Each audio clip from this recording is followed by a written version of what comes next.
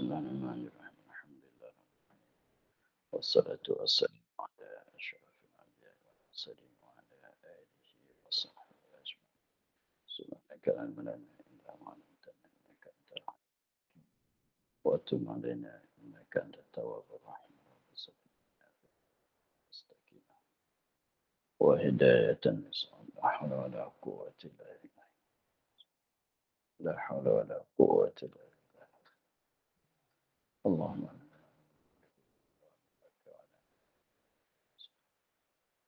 ونعم الملائكة المقربين وحسن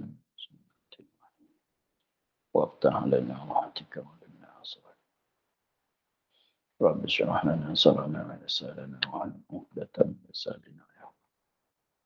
قال الشيخ سبحانه لنا في الدارين سكن.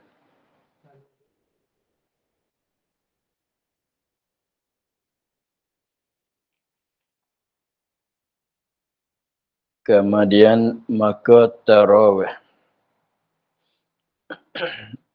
Tarawih ni lepas pada sunat rawatib. Dia bilang tertib afdal semayang sunat. Kemudian tarawih kerana ditutup padanya pada tarawih jemaah.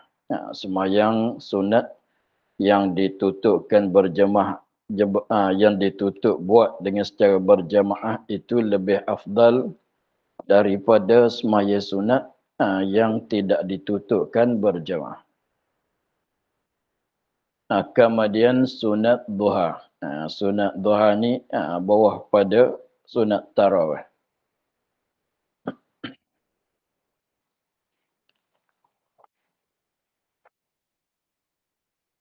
Kerana ditambat akan dia dengan waktu. Kemudian sunat duha kerana ditambatkan dia, diikatkan dia dengan waktu. Sebab ada ikatan dengan waktu. Sebab semayang duha ni suatu semayang yang ada terikatan dengan waktu. Ialah waktu duha, waktu pagi.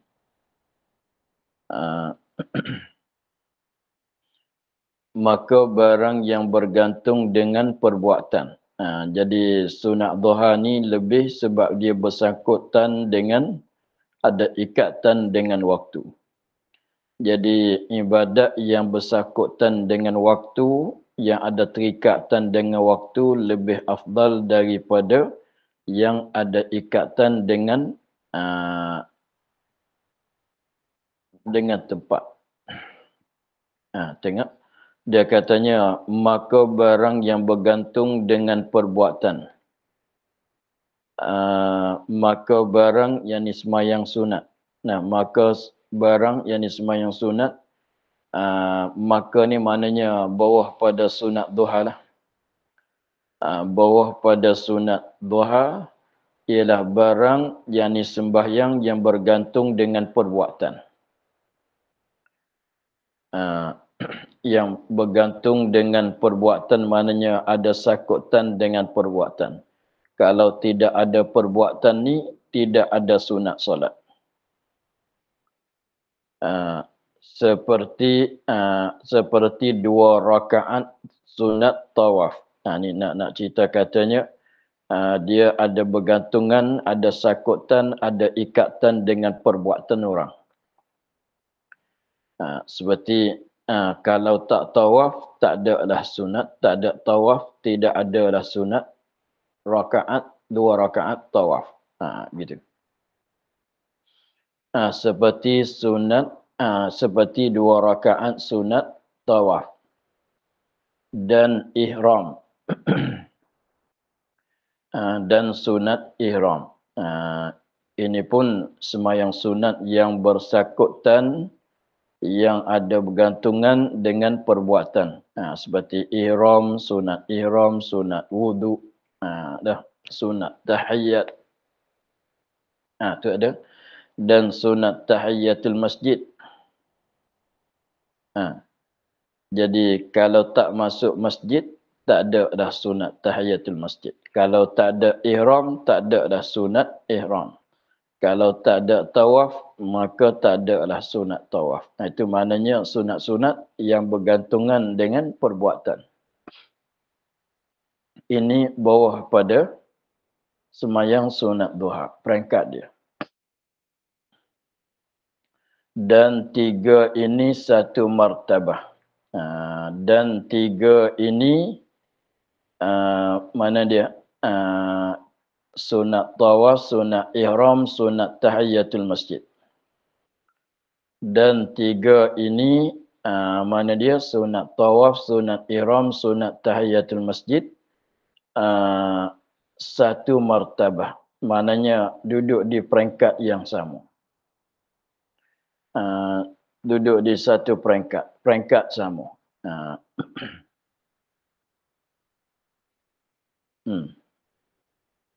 Inilah barang yang disebut pada Raudhah.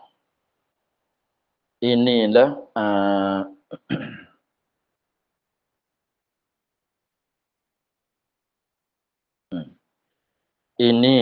ini tertib. Ini tertib. Ini tertib perangkat martabah-martabah sembahyang sunat. Inilah yakni tertib martabah sembahyang sunat. Inilah martabah tertib sembahyang sunat. Daripada kata dulunya sebelah sana muka surat 96, pada katanya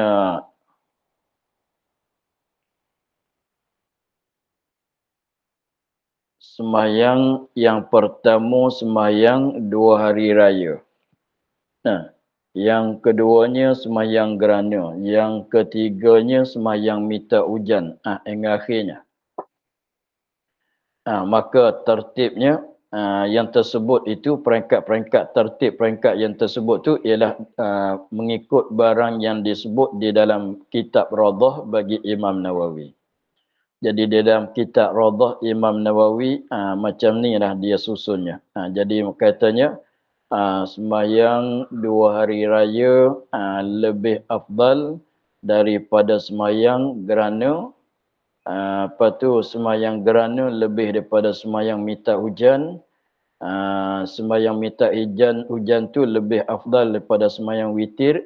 Sembahyang witir lebih afdal daripada sembahyang sunat subuh. Hingga akhirnya. Itu tertib peringkat-peringkat tu mengikut yang disebut di dalam kitab Raudhah bagi Imam Nawawi. Dan sunat zawal. Dan sunat zawal. Ini satu sunat dikatakan sunat zawal. Zawal tu ialah gelincir matahari.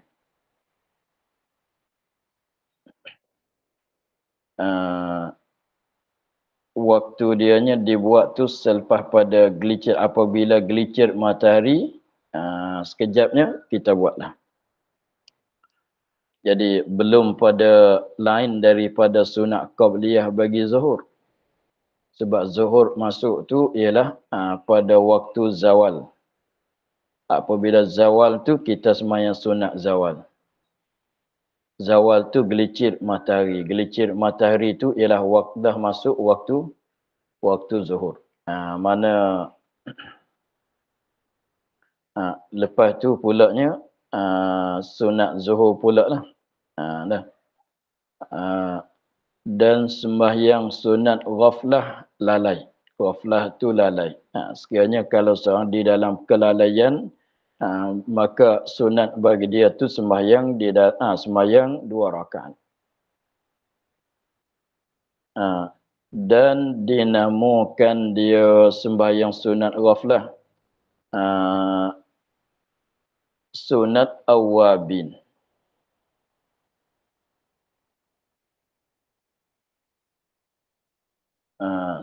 Panggil nama katanya sunat awabin.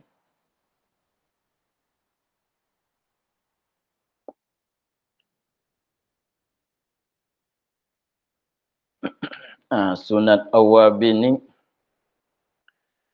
sekurang-kurangnya dua rakaat. Sekurang-kurangnya 2 rakaat, sebanyak-banyaknya 20 rakaat. Maka adalah keduanya pada martabah yang bergantung dengan fi'il, yakni perbuatan. Maka adalah keduanya mana? Semayang sunat zawal dan semayang sunat ghaflah. Maka adalah keduanya semayang sunat zawal dan semayang sunat ghaflah itu pada martabah mana tilik pada martabah dia tu martabah yang bergantung dengan fi'il, dengan yakni perbuatan. Jadi sini masuk sama dengan sembahyang sunat tawaf, sunat ihram dan sunat tahiyatul masjid. Maknanya masuk dalam sunat yang bergantung dengan perbuatan. Sebab zawal tu walaupun bukan perbuatan kita, walaupun perbuatan matahari. Ghaflah tu maknanya walaupun kita bukan usaha, tapi jadi pada kita juga. Begitu. Kemudian sembahyang sunat pada malam. Pada malam ya. Kemudian maka sembahyang sunat pada malam. Bukan dia malam ya. Bukan. Kemudian sembahyang sunat pada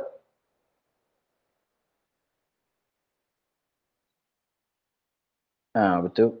Kita kena ubah jadi malam. Maka sembahyang sunat pada malam.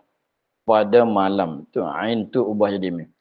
Yang ni sunat mutlak pada malam. Sembahyang sunat mutlak, sunat yang tidak terkait dengan mana-mana sebab, mana-mana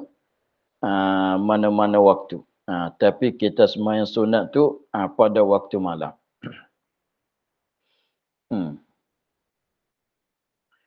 Itu tertib dia. Dan keempat sembahyang makruh. Sembahyang bahagian yang keempat daripada 4 bagai. Satu jenis sembahyangnya hukumnya fardu. Yang keduanya fardu yang pertama fardu ain, yang keduanya fardu kifayah, yang ketiganya sunat. Maka bahagian yang keempat tu ialah sembahyang yang makruh. Dan iaitu sembahyang yang makruh amat banyak. Banyak dia kata. Dan setengah pada sembahyang yang hukumnya makruh, seperti orang hendak qada hajat besar atau hendak qada hajat kecil, atau orang hendak keluar angin. Ni tak kira sembahyang mana-mana, sembahyang 5 waktu ke, sembahyang sunat ke, dalam keadaan begini. Dia sembahyang dalam keadaan begini, maka hukumnya makruh. Dia sembahyang di dalam keadaan begini, hukumnya makruh. Keadaan dia tu nak qada hajat. Qada hajat besar atau qada hajat kecil, artinya orang hendak keluar angin. Dia tahan-tahan, dia solat. Jadi maknanya kalau waktu luas lagi lah. Contohnya kalau sembahyang fardu, sembahyang zuhur, waktu zuhur tu masih luas lagi, maka dia rasa nak qada hajat, ada nak keluar hajat, maka yang kena dengan caranya dia pergi qada hajat dulu. Walaupun membawa kepada luput jamaah sekalipun. Betulan orang nak qomat, dia sakit perut. Maka jangan tahanlah, dia pergi qada hajat. Lepas tu kalau dapat sempat Jumaat lagi, sembahyang Jumaat. Kalau tak dapat pun tak mengapalah. Jadinya makruh sembahyang dalam keadaan begini. Jadi sini tu bukan bahagian yang asing pula, maknanya sembahyang yang fardu tadilah. Sembahyang fardu ain tadilah, sembahyang sunat yang tadilah, tetapi dia sembahyang dalam keadaan begini, hukumnya makruh. Dan sembahyang orang sangat lapar, pergi makan dululah. Sekiranya kalau waktu tu masih luas lagi. Tetapi kalau waktu tu tak luas, kalau pergi makan dulu, maka menyebabkan tak sempat nak habis solat di dalam waktu, maka itu tak makruh. Tetapi kalau dia tu bersangatan lapar, kalau dia makan dulu, lepas pada makan tu habis makan baru dia solat, waktu belum habis lagi. Maka kalau sembahyang dalam keadaan lapar tu adalah hukumnya makruh. Jadi mana dua-dua masalah ni sebab menghilangkan khusyuk. Makruh tu sebab menghilangkan khusyuk. Makruh sembahyang dalam keadaan nak qada hajat, nak keluar angin, hukumnya makruh sebab menghilangkan khusyuk. Sembahyang dalam keadaan lapar pun menghilangkan khusyuk juga. Tak berapa nak khusyuk sangat. Artinya tak khusyuk langsung. Sebab tu hukumnya makruh. Dan sembahyang orang yang sangat dahaga, ni pun makruh sebab hilang khusyuk juga. Minum dululah. Belum nak, kalau dia tu bersangatan dahaga, maka dia pergi minum dulu, lepas tu barulah masuk solat. Dan sembahyang orang yang sangat ingin akan memakan makanan jika dia sudah hadir atau hampir kepada hadir. Tadi yang lapar. Adapun sini tak kira kata dia lapar tak lapar. Sembahyang orang yang ingin akan makanan. Ingin nak makan. Walaupun kalau tanya lapar ke tidak, bukan lapar betul-betul lapar. Bukan lapar betul-betul lapar. Jika sudah hadir, jika makanan tu sudah hadir, sudah diangkat. Kalau isteri masak kat dapur, maknanya makanan tu dah masak. Dah akad letak di atas meja makanan. Atau hampir kepada hadir. Tidak akad letak atas meja lagi, tapi dah siap masak. Jap lagi simpan, letak di atas meja. Jadi maknanya, jadi dia tu contohnya masakan tu, dia masakan yang sedap, yang lama dia tak makan. Apabila dia tengah-tengah dia masak tu, dia dah bau. Bau tu ingin nak makan, tunggu nak makan. Lepas tu dah masak, artinya dah siap dihidangkan. Tiba-tibanya orang azan nak solat. Maka jangan solat lagi lah. Tunggu makan dulu. Tunggu makan dulu, kemudian pergi solat. Tak kira solat yang dia nak solat tu sembahyang 5 waktu ke atau sembahyang sunat. Tak kira lah. Itu maksudnya katanya, dan sembahyang orang yang sangat ingin akan makanan jika sudah hadir, makanan tu sudah hadir. Jika makanan itu sudah hadir atau makanan tu hampir kepada hadir. Dekat-dekat nak akad letak di atas meja lah. Maka hendaklah dimakan. Maka sekiranya kalau dia mulai solat dengan keadaan ingin begitu, hukumnya makruh. Maka hendaklah dimakan supaya pecah nafsunya. Supaya pecah nafsunya, mana supaya habis teringin dia kepada makanan. Supaya pecah nafsu daripada ingin akan makanan. Contohnya isteri dia tu masak akan suatu masakan yang sedap. Lepas tu dia lama dah tak makan masakan itu, ketika masak tu dah bau. Dia bau tu dia tak pergi ke mana tu. Tunggu nak makan. Tiba-tibanya orang azan Zuhur. Kebetulan azan Zuhur, isteri dah akad letak atas meja. Artinya dah masak. Walaupun belum akad letak atas meja lagi. Tapi tak berapa minit lah. Maka kalau dia pergi solat dengan tak makan dulu, boleh jadi hilang khusyuknya. Boleh jadi hilang khusyuknya pada kuat sengkaannya, berat jangkaan dia tu akan hilang khusyuk. Maka caranya, maka dia tunggu makan dululah. Makan beberapa suap. Dia katanya maka hendaklah dimakan, kena makan dulu belum solat. Makan tu tujuan apa? Supaya pecahkan nafsunya. Supaya pecahkan nafsunya, maknanya nak bagi habis ingin dia, teringinnya kepada itu makanan. Dah. Tapi bukan nak kenyang lah. Makan tu beberapa suap. Makan beberapa suap. Nak berapa? Nak 3 ke? Nak 3 suap ke? Nak berapa? Supaya hilang inginnya. Supaya hilang inginnya. Kalau katanya 2-3 kali suap, tak habis ingin lagi. Makan sehingga habis ingin dia kepada makanan. Maka pergilah solat. Maka jika bahkan jika ada makanan yang dibawa sekali jua, maka dikenyangkan sekali jika luas waktu. Dia katanya bahkan jika ada makanan yang dibawa sekali jua,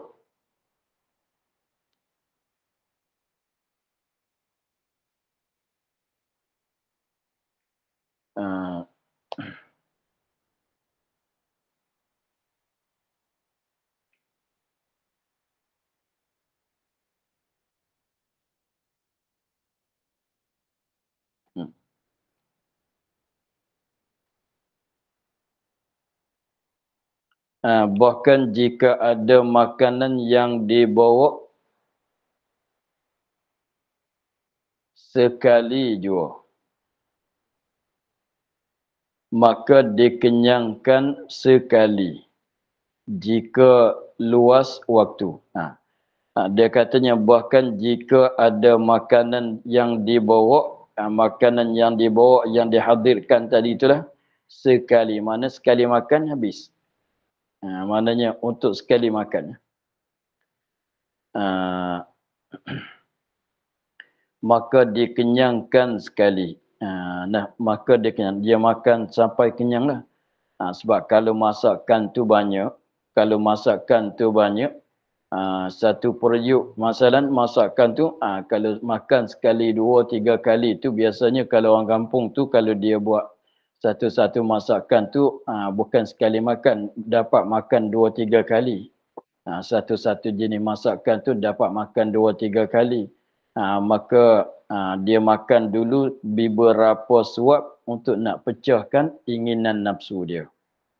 Tetapi kalau makanan tu tak berapa banyak, ada sedikit saja, maknanya cukup untuk makan satu kali saja. Maka makan sampai kenyang lah. Makan sekali kenyang, maka pergi solat. Jadi mana makan dululah di sininya. Makan dulu. Jadi masalah katanya dia tak tenang hati. Dia ingin duk nampak pada makanan, maka makanlah dulu. Tapi dia kena makan dulu jika luas waktunya.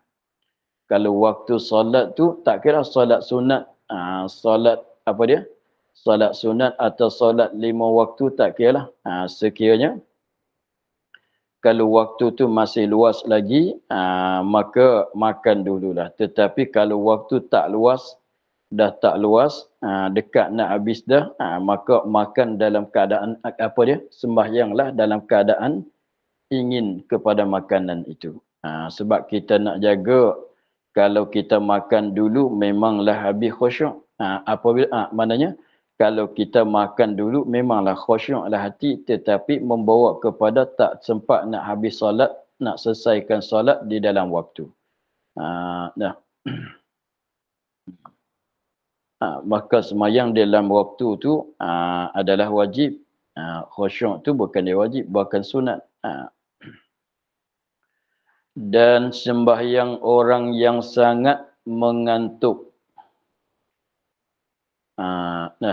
Orang yang sangat mengantuk, sekiranya kalau waktu luas, kalau dia tidur dulu, dapat jaga, dapat solat di dalam waktu lagi. Contohnya, kita katanya masuk zuhur. Apabila masuk zuhur, dia sangat mengantuk. Kalau dia sembahyang dalam keadaan mengantuk, tentu tidak khusyuk, hilang ingatan dia. Maka tidurlah dulu untuk nak habiskan mengantuk itu. Dan sembahyang tunggal daripada saf, tiada masuk kepada saf. Ini setengah daripada sembahyang yang hukumnya makruh. Setengah daripada sembahyang yang hukumnya makruh. Ini ketika kita berjemaah. Ketika kita berjemaah. Dia kata sembahyang tunggal, maknanya asing daripada saf. Jadi maknanya saf di depan tu masih ada ruangan lagi. Saf di depan masih ada ruang lagi, kosong lagi, tetapi kita dah buat saf yang baru. Kita tak penuhkan saf. Maka itu adalah makruh. Sebab yang sepatutnya kita penuhkan saf. Maka dia caranya, kalau kita dapat tu saf di depan tu belum penuh, maka kita memenuhkan saf. Kita memenuhkan saf. Kalau sembahyang seorang tak masuk dalam saf, adalah makruh sembahyang itu. Tak dapat pahala jemaah. Lepas tu kalaulah kita datang tu saf di depan tu dah penuh. Saf di depan tu dah penuh. Maka makruh juga kita sembahyang seorang. Maka yang caranya kita tarikkan orang di depan tu turun bersama dengan kita. Untuk buat saf bersama dengan kita. Lepas tu jadi kosong di situ, nanti orang datang di belakang, dia naik penuhkan saf. Begitu. Nanti datang, kalau tak datang, biar begitulah, tak salah dah. Dah tak makruh dah. Tetapi kalau datang orang yang ketiga, orang seorang lagi, maka yang ketiga tu, orang yang baru datang tu naik penuhkan saf, ganti di tempat orang yang turun bersama, buat saf bersama dengan kita. Jadi sembahyang macam mana pun, sembahyang seorang tertunggal daripada saf, maka adalah hukumnya makruh. Tengok dia katanya sembahyang tunggal daripada saf, tiada masuk kepada saf. Itu makruh. Dan sembahyang padahal jemaah sudah berdiri.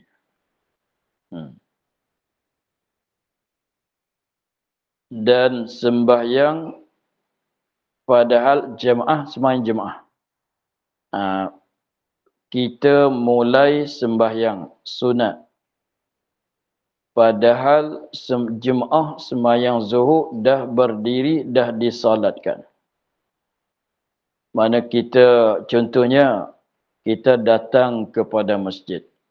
Datang kepada masjid, imam dah mulai, jemaah tu dah mulai solat zuhur.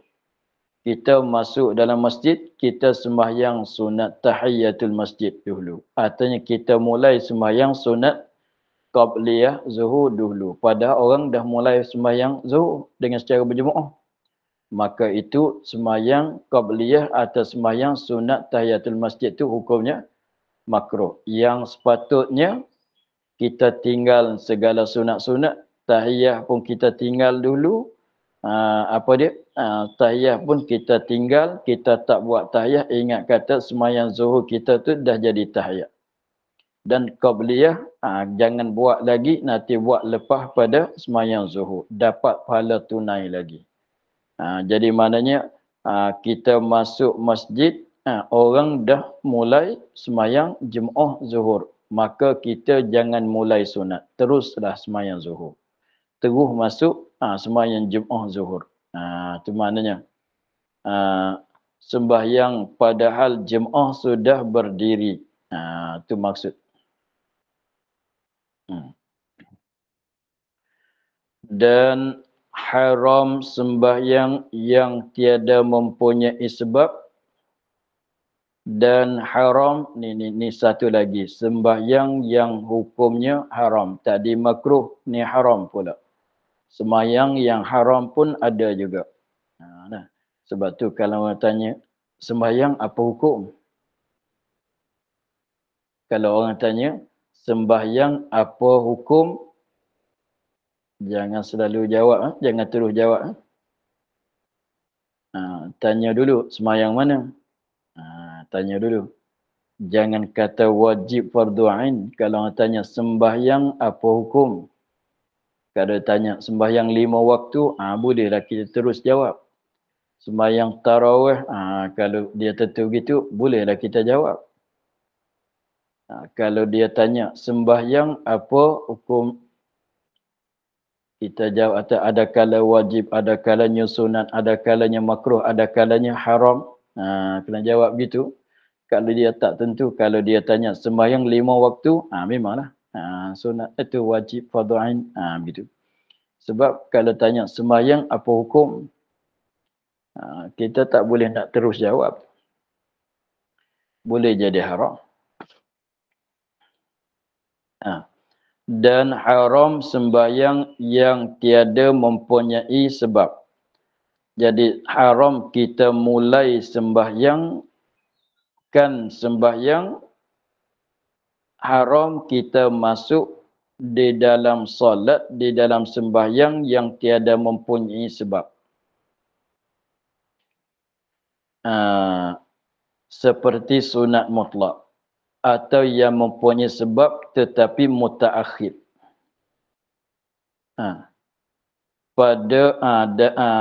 Mutaakhir daripada sembahyang. Yang pada lain daripada haram Mekah. Lain daripada kawasan tanah haram Mekah. Sembahyang tu disembahyang pada waktu karahiyah. Apa makna waktu karahiyah? Yang ditegahkan sembahyang padanya. Dan tiada jadi sembahyang, yakni tiada sah. Haram serta tidak sah, tak jadi sembahyang. Jadi kita begini, belum nak masuk di sini, kita bagi ingat begini dulu. Sembahyang, setengah-setengah sembahyang tu sembahyang dia panggil sembahyang yang mempunyai waktu. Seperti sunat duha, sunat zawal, itu sembahyang yang mempunyai waktu. Maknanya gerhana matahari, bukan. Matahari bukan waktu. Duha, apa dia tu? Witir. Maka itu sembahyang yang mempunyai waktu. Lepas tu setengah-setengah sembahyang tu ialah sembahyang yang mempunyai sebab. Sebab ini masuk di dalam kata sunat yang bergantung dengan perbuatan yang tadi. Kalau kita tengok tadi tu yang dia misal apa dia? Baris yang ketiga tadi. Baris yang ketiga tadi maka barang yang bergantung dengan perbuatan. Perbuatan tu sebab. Seperti 2 rakaat sunat tawaf. Dah. Jadi sunat sebab dia tawaf. Ihram jadi sunat sebab dia ihram. Jadi sunat sebab dia masuk masjid. Jadi sunat sebab dia ambil wudu kan. Sunat wudu. Apa dia lagi? Dah. Jadi sunat sebab gerana. Itu pun dia juga. Jadi sunat sebab gerana. Maka itu dia panggil sembahyang yang mempunyai sebab. Sembahyang yang mempunyai sebab. Apa dia lagi? Tawaf. Kan? Sunat tawaf. Maknanya jadi sunat sebab dia tawaf. Itu dia panggil sembahyang yang mempunyai sebab. Maka sebab sen itu seperti masuk masjid, sunat sebab masuk masjid, sebab bagi sunat tahiyatul masjid. Tawaf, perbuatan tawaf, sebab jadi sunat tawaf. Begitu. Dan lain-lain lagi. Itu panggil sembahyang yang mempunyai sebab. Maka sebab tu pula ada kalanya dahulu daripada sembahyang, ada kalanya kemudian daripada sembahyang.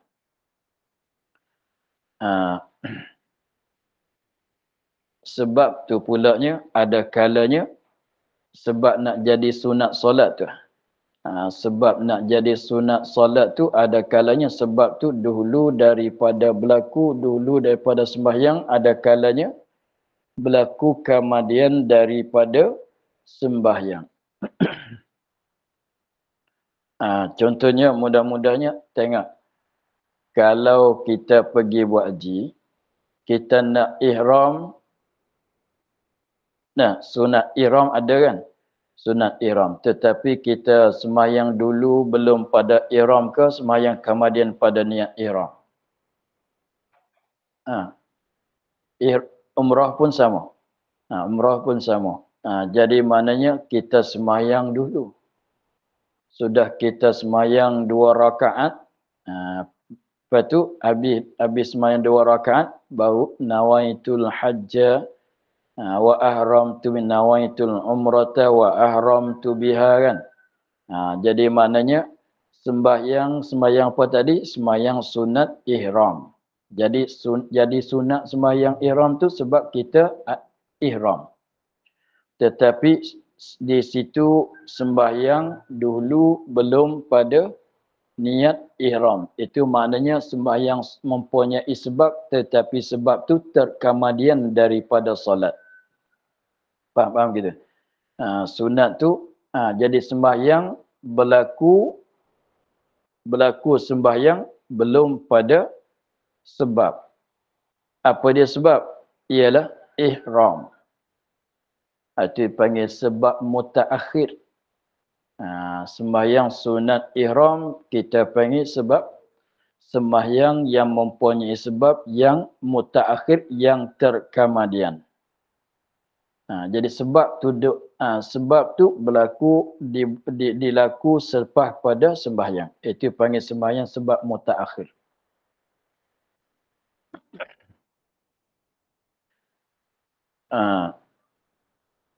Tetapi kalau sunat tawaf macam mana? Kalau sunat tawaf macam mana? Kita habis tawaf 7 pusingan sunat. Sembahyang 2 rakaat tawaf kan. Jadi maknanya tawaf itulah sebab bagi sembahyang. Sebab tawaf itulah sebab bagi sunat sembahyang. Tapi tawaf dulu ke tawaf kemudian? Tawaf belum solat. Maka sunat tawaf itu dia dikatakan sembahyang sunat mempunyai sebab mutaqaddim. Sebab dulu. Tengok, kalau kita sembahyang sunat tahiyatul masjid, masuk masjid dulu ke sembahyang dulu belum masuk masjid? Masuk masjid dulu kan. Itu sebab mutaqaddim. Sebab mutaqaddim. Kebanyakan sebab mutaqaddim. Sembahyang hajat asalnya sunat mutlak tetapi tilik kepada kenapa kita solat? Sebab ada hajat. Ada hajat dulu pada solat ke ada solat dulu pada hajat? Ada hajat dulu pada solat. Gitu. Sembahyang gerana sebab mutaqaddim juga kan? Sebab mutaqaddim juga. Gitu. Tengoklah. Jadi katanya sembahyang apa tu di sini dia katanya haram kita solat. Kita solat yakni solat sunat. Haram sembahyang yakni sembahyang sunat. Adapun sembahyang fardu tidak ada haram, tidak ada masa yang haram. Sembahyang fardu tidak ada masa yang haram. Sebab sembahyang fardu ni kenapa tidak ada waktu yang haram? Sebab sembahyang fardu, sembahyang 5 waktu ni lah, ada kalanya dibuat di dalam waktunya. Kalau buat di dalam waktu, macam mana nak haram? Lagi pulanya, kalau tak buat di dalam waktu, maka jadi qadha. Maka qadha ni tak kira masa mana. Qadha ada kalanya wajib qadha dengan secara bersegera kalau luput dengan sengaja. Dengan tak ada unsur. Kalau luput dengan ada unsur, maka sunat segera. Maka tak ada hukum makruh, tak ada hukum haram bagi sembahyang 5 waktu mengikut masa-masa, tak ada masa yang makruh. Maka yang jadi yang haram. Maka yang haramnya masalah sembahyang sunat. Maka sembahyang sunat nak jadi haramnya, satunya sembahyang sunat yang tiada mempunyai sebab. Seperti sunat mutlak. Sembahyang yang tidak ada sebab. Tak ada sebab yang menyebabkan jadi sunat sembahyang. Seperti sembahyang sunat mutlak. Atau yang mempunyai sebab tetapi mutaakhir. Ada sebab juga tetapi sebab tu mutaakhir yang terbelakang terkemudian daripada sembahyang. Seperti sembahyang sunat ihram. Kan? Kalau sebab mutaqaddim tak mengapa. Contohnya kita katanya lepas pada solat subuh tu apa dia? Lepas pada solat subuh tu belum pada naik matahari satu lembing tu, itu haram sembahyang kan. Tetapi kalau tiba-tibanya lepas pada kita habis solat subuh, bulan gerhana. Kebetulan bulan gerhana. Gerhana bulan tu sebab bagi sunat sembahyang gerhana. Lepas tu sebab mutaqaddim kan, sebab dulu, maka itu tak makruh, tak haram, boleh solat. Lagi pulanya haram-haram tu sekiranya tengok tempat pula. Kalau dia sembahyang di lain daripada kawasan tanah haram Mekah. Maknanya kalau seorang tu duduk di dalam kawasan tanah haram Mekah 24 jam tu boleh nak solat. Tak ada waktu karahah, tak ada waktu, tidak ada waktu haram solat bagi orang yang duduk di dalam kawasan tanah haram Mekah. Lepas solat asar ke, artinya waktu matahari dah jadi kuning ke, atau lepas solat subuh ke, waktu matahari istiwa ke, macam mana pun tidak ada sembahyang yang dilarang pada kawasan tanah haram. Dah.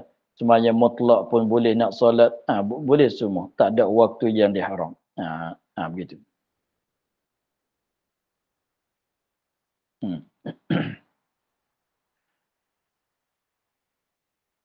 Nampaknya kita kena ulang balik. Dan haram sembahyang yang tiada mempunyai sebab.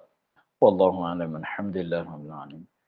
A'udzubillahi minasyaitonir rajim. Bismillahirrahmanirrahim. Alhamdulillah rabbil alamin. Wassalatu wassalamu ala asyrafil anbiya'i wal mursalin wa ala alihi wa sahbihi ajma'in. Allahumma iftah lana futuhan 'arif wa nawwir qalbana karim. واجعل عملنا خالصة لوجهك الكريم اللهم إنا نستودعك من القرآن وما حفظنا وردد علينا وافتح يدينا سبحان ربك رب العزة عما يصفون وسلام على المرسلين الحمد لله. Terima kasih Baba. Assalamualaikum. Tak dengar saya. Terima kasih, Baba. Terima kasih, Baba. Terima kasih.